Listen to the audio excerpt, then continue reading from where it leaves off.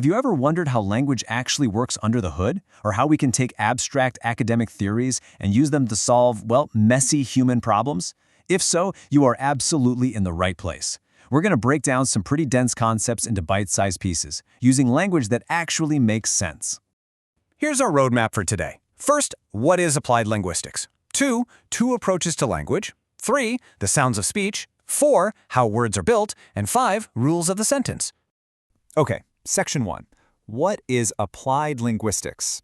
Starting way up at the 30,000-foot view, we've got to look at the real world. You see, instead of just studying language in a vacuum, like say a scientist poking a bug in a sterile jar, applied linguistics looks at messy, real-world problems. We're talking about highly practical stuff here, like how can we teach foreign languages more effectively? Or how can a speech pathologist actually diagnose a patient better? What about evaluating a police transcript in court to make sure a witness wasn't manipulated? Language is literally at the center of all these human experiences. Think of it like a giant medical toolkit. Actually, the authors of our source material make this brilliant comparison between applied linguistics and family medicine. Just as family medicine trains doctors to handle a huge variety of everyday ailments rather than just hyper-focusing on one rare disease, applied linguistics trains scholars to tackle everyday, practical language problems. It gives them a broad, super usable toolkit for the real world. Moving on to Section 2, two approaches to language. Now, inside this toolkit, scholars actually kind of argue over how to approach these problems. The real sticking point here is the orientation of the researcher. On one hand, we have linguistics applied. This researcher is looking inward. They want to use real-world data to test a grand theory about language itself. On the flip side, we have applied linguistics. This researcher is looking outward. They honestly don't care as much about proving a grand theory, they just want to solve a specific human problem using language as a tool. It's kind of like the difference between studying aerodynamics to write a physics paper versus studying aerodynamics to actually build a better airplane. All right, Section 3, the sounds of speech. Let's start zooming in, shall we?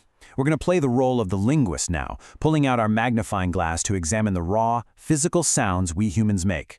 Now, before we even touch alphabets, spelling, or grammar, we absolutely have to look at phonetics. Spelling is notoriously unreliable. I mean, especially in English. Think about words like cough, dough, and through. They all end in OUGH, but they sound completely different. So linguists basically ignore spelling altogether and use phonetics, which identifies sounds based entirely on how our mouth, our tongue, and our vocal cords physically shape the air we breathe out.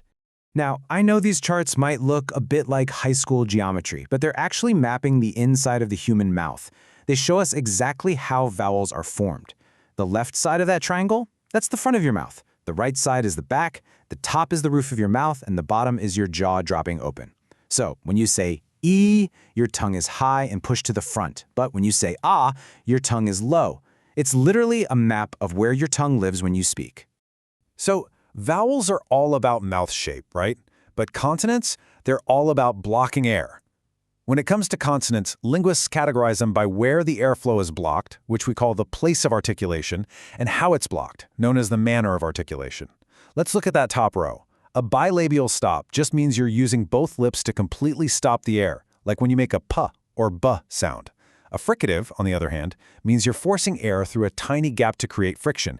Think of the F or V sound, where you use your top teeth and your bottom lip. Once we've got all these raw sounds identified, we step up into phonology, which is how a specific language organizes these sounds into an actual system. And the way we do this is by finding what we call minimal pairs. Take the words bat and vat. They're completely identical, except for that very first sound. Because changing that one tiny sound completely changes the meaning of the word in English, we know for sure that the bus sound and the vus sound are distinct, meaningful building blocks in the English sound system. But, just having the sounds isn't quite enough. Different languages have totally different rules for how these sounds can click together into syllables. English, for example, allows a consonant-vowel-consonant structure. Just think of the word hat. Consonant H, vowel A, consonant T. Pretty simple, right? But other languages have completely different blueprints. Take a language like Samoan, for instance. It doesn't allow consonants at the end of a syllable at all. 0. Every single syllable must end in a vowel. It's wild how the rules shift. That brings us to Section 4, how words are built. Okay, so we've got our physical sounds, and we know how they click together into syllables, But how do those sounds actually build a language that means something? Well, think of morphology as the Lego blocks of meaning. A word isn't just one solid, unbreakable chunk, it's often made up of smaller pieces that literally snap together to create a complex idea. These tiny pieces of meaning, linguists call them morphemes. Let's look at a really classic English example of snapping these blocks together, which is a process called affixation. We start with a free block that makes total sense on its own, the root word tie. Then we attach bound blocks, which are pieces that can't stand alone. We add the prefix "un" to the front to reverse the action. Then we snap the suffix "d" to the back to push it into the past tense. Boom!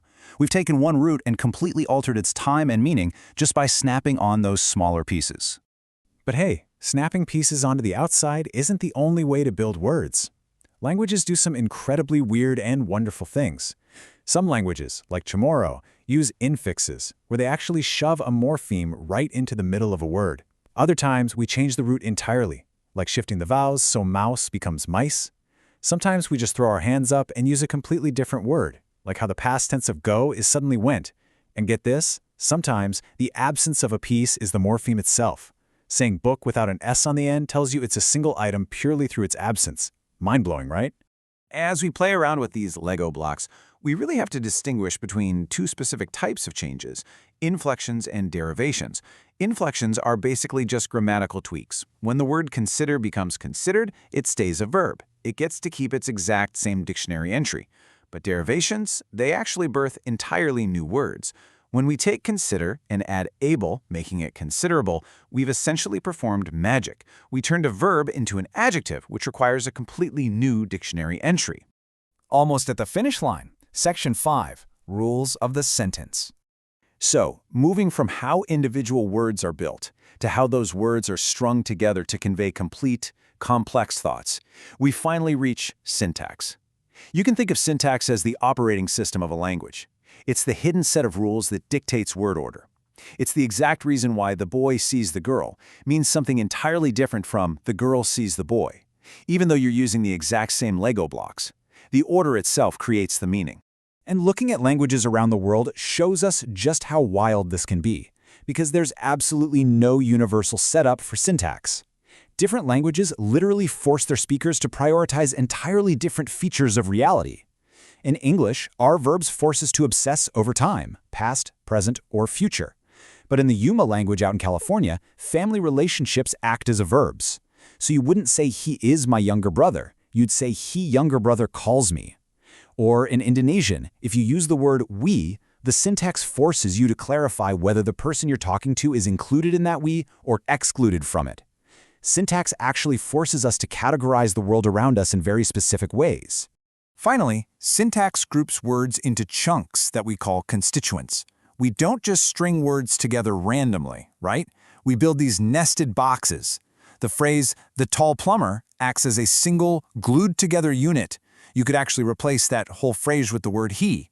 That entire chunk then plugs directly into the verb died to form a completely valid sentence. It's this beautiful, invisible hierarchy of meaning. When we finally zoom back out from those tiny sounds, all the way up through the words, to the sentences, and back to the big picture, applied linguistics reveals something truly incredible. Every single casual sentence we utter is an absolute miracle of hidden engineering. So I'm going to leave you with this to think about. Just how much of your daily reality is secretly being shaped by the hidden mechanics of your language. Thanks for joining me on this explainer, and keep exploring.